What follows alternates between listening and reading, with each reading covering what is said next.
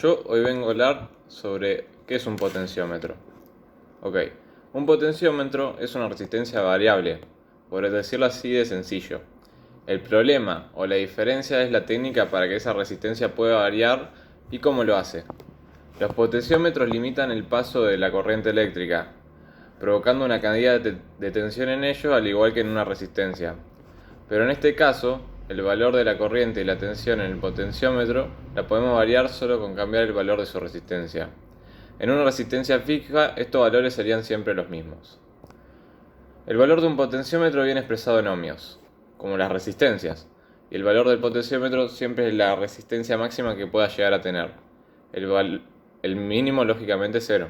Es el físico e ingeniero electrónico británico que inventó la válvula termoiónica, John Ambrose Fleming. Estudió en el University College, en el Royal College of Chemistry de Londres y en la Universidad de Cambridge, donde fue discípulo de Maxwell.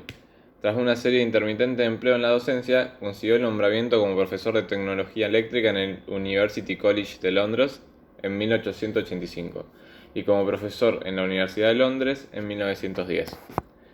Su contribución al desarrollo de las aplicaciones eléctricas al telégrafo es notable. La mayor aportación de este investigador lo constituye la construcción de la válvula termoiónica, diodo rectificador de la corriente eléctrica basado en el llamado efecto Edison. La patente de Fleming consistía en un tubo de vacío en cuyo interior se encuentra un filamento en estado de incandescencia que hace las veces de cátodo y un ánodo. Cuando se mantiene el ánodo a un potencial positivo con respecto al cátodo, la corriente eléctrica puede fluir, pero no en sentido contrario. También es de Fleming la popular regla de la mano derecha para determinar el sentido del campo magnético que produce una corriente eléctrica.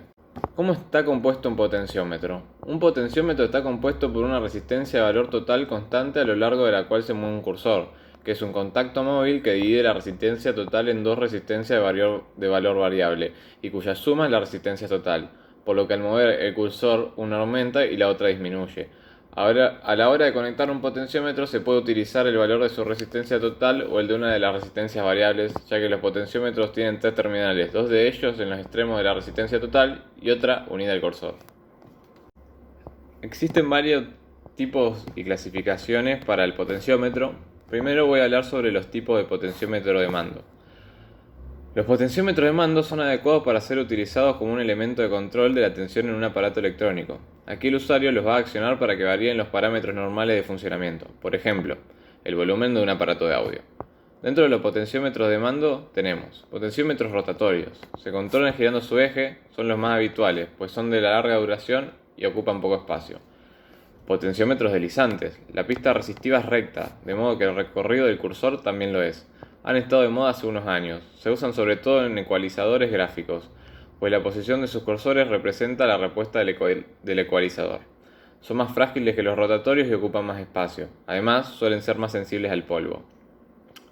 Potenciómetros múltiples o de ajuste. Son varios potenciómetros con sus ejes coaxiales, de modo que ocupan muy poco espacio. Se utilizaban en instrumentación, autorradios, etc. Controlan la tensión preajustándola, normalmente en fábrica. El usuario no suele tener que retocar, por lo que no suelen ser accesibles desde el exterior. Existen tanto capsulados en plástico como sin cápsula, y se suelen distinguir potenciómetros de ajuste vertical cuyo eje de giro es vertical y potenciómetros de ajuste horizontal con el eje de giro paralelo al circuito impreso. También los podemos clasificar según la ley de variación de la resistencia. Variación lineal. La resistencia es directamente proporcional al ángulo de giro, denominados con una letra B según la normativa actual, anteriormente A. Se suelen llamar potenciómetros lineales o deslizantes porque cambian su valor deslizando por una línea la patilla C. Variación logarítmica. La resistencia depende logarítmicamente del ángulo de giro, denominados con una letra A según la normativa actual, anteriormente B. Estos son empleados normalmente para audio por su manera asimétrica de comportarse ante la variación de su eje. Al principio sufriremos un incremento de la resistencia muy leve, hasta llegar a un punto en que el incremento será mucho mayor. En los anteriores, la resistencia varía de forma lineal. Sin embargo, en esto la variación de la resistencia tendría una curva logarítmica. Cuanto más giramos la rueda, mayor el aumento de la resistencia. Al principio varía muy poco la resistencia. Se suelen usar, por ejemplo, para el volumen de una radio. Variación senoidal. La resistencia es proporcional al seno al seno del ángulo de giro. Dos potenciómetros senoidales solidarios y girados en 90 grados proporcionan el seno y el coseno del ángulo de giro. Pueden tener tope de fin de carrera o no. Variación antilogarítmica. La resistencia es directamente proporcional a 10 con potencia el ángulo girado. Generalmente denominado con una letra F. Luego también los potenciómetros están clasificados en potenciómetros multivuelta.